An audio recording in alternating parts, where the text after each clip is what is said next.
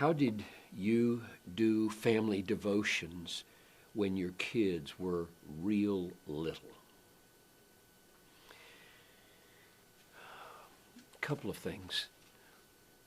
We wanted to get our children trained in personal devotions from the beginning and in family devotions.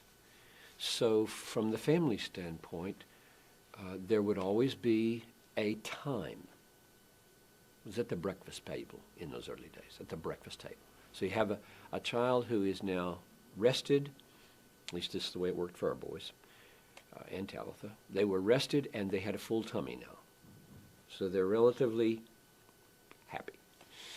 And at that moment, Daddy gets out a big book and he reads from it, a paragraph maybe.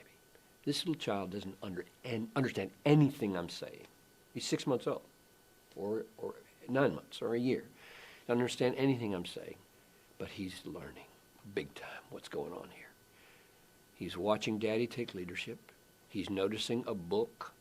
He is hearing reading. He's watching them pray afterwards, and he's learning massively important things before he understands a word that's going on here.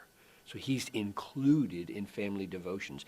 He is being trained in devoting himself to God through his word. Then, as the child becomes verbal, and you can tell that he can say some things, you take wherever he is, and you find something in the Bible, and you try to match that with his level. And at each level, you're trying to build truth into that little brain. You're not demanding faith from this little pagan because he's not ready even to come to those terms. You're doing teaching. You're building and you're exalting and you're praying and you're asking, and he's watching all this happen as you build that into his life. Now, that's the family pattern in the early days. The individual pattern is, back in the days when they had cassette tapes, we had these indestructible child cassette players. I presume they still have them. I mean, you could throw it across the room and it wouldn't be destroyed. Oh, they had big, wide, red buttons. Boom! And so here's our 18-month-old listening to Bible stories on his own. You have devotions now.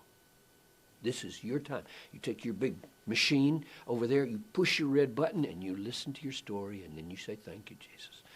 So we trained them in personal devotions and in family devotions.